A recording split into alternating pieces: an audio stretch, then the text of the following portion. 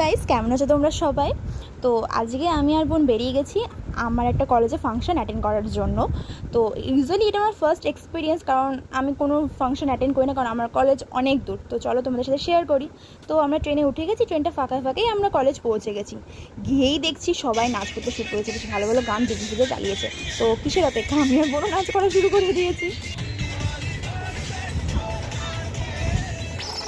Okay, are you guys having fun?